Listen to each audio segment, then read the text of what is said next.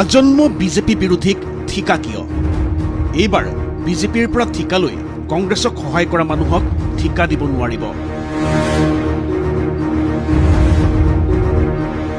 স্পষ্ট কথা, বিজেপিৰ আদৰ্শ সনাতনৰ বিৰোধী মানুহক ঠিকা দিয়া নহ'ব।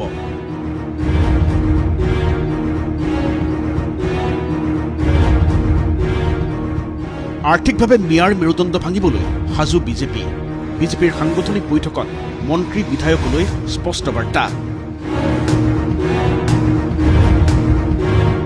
কোনোবা মন্ত্ৰী বিধায়কে এনে কাম কৰিলে মুখ্যমন্ত্ৰীক হোৱাটছএপ কৰিবলৈ আহ্বান দলীয় কাৰ্যকৰ্তালৈ। মৈমনছিঙীয়া মিয়াৰ ৰাজহাৰ ভাঙিব এতিয়া মুখ্যমন্ত্ৰী ডক্টৰ হিমন্ত বিশ্ব শৰ্মাই।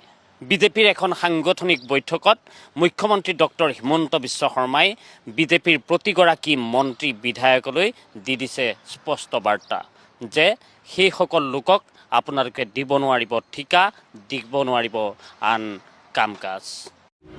ঠিকেই, মুখ্যমন্ত্ৰীয়ে কৈছে দলে যাৰ বিৰুদ্ধে নিৰ্বাচনত কথা কয় তেওঁলোকেই ঠিকা লাভ কৰে। এয়া ২৬ মে মঙলবাৰৰ কথা। স্থান শ্ৰীমন্ত শংকৰদেৱ কলাক্ষেত্ৰৰ দামোদৰদেৱ প্ৰেক্ষাগৃহ।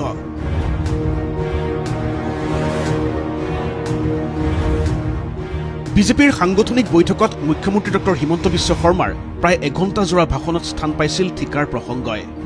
PWD আৰু জলজীৱনৰ ঠিকা কিয় অচিনাকি মানুহৰ হাতত বুলি প্ৰশ্ন কৰিছিল মুখ্যমন্ত্ৰীয়ে। মুখ্যমন্ত্ৰীৰ মতে একাংশ মন্ত্ৰী বিধায়কে আৰ্থিকভাৱে শক্তিশালী কৰিছে বিজেপি বিৰোধী শক্তিক। বিজেপিৰ মন্ত্ৰী বিধায়কে দিয়া ঠিকা লৈয়ে সেইসকল মুছলমান ঠিকাদাৰে নিৰ্বাচনত বিজেপিৰ বিৰুদ্ধে খৰচ কৰে টকা।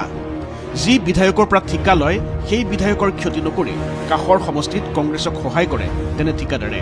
সেই বিধায়ক মন্ত্ৰীক এইবাৰ সকীয়াই দিলে মুখ্যমন্ত্ৰীয়ে। মুখ্যমন্ত্ৰীয়ে কৈছে যোৱা ৫ বছৰত সেইচাম ব্যক্তিক ৰাজনৈতিকভাৱে হাত ভৰি ভাঙি দিয়া হৈছে, কিন্তু বিজেপিৰে মন্ত্ৰী বিধায়কৰ আশীৰ্বাদত টকাৰ জোৰ কমা নাই সেইচাম বিশেষ লোকৰ।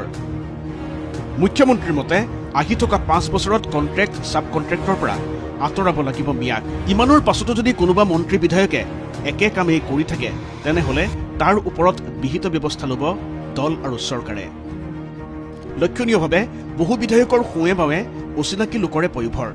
হয়তো বিগত সময়ত এনে বহু মন্ত্ৰী বিধায়কে কাক কাক ঠিকা দিছে আৰু সেই ঠিকাদাৰে পৰৱৰ্তী সময়ত বিজেপিৰ বিৰুদ্ধেই নিৰ্বাচনত বিনিয়োগ কৰাৰ খবৰো আছে মুখ্যমন্ত্ৰীৰ। এটা কথা ঠিক যে এইবাৰ মুখ্যমন্ত্ৰীয়ে প্ৰথমৰে পৰা নজৰত ৰাখিবলৈ আৰম্ভ কৰিছে নিজৰ মন্ত্ৰী বিধায়কক।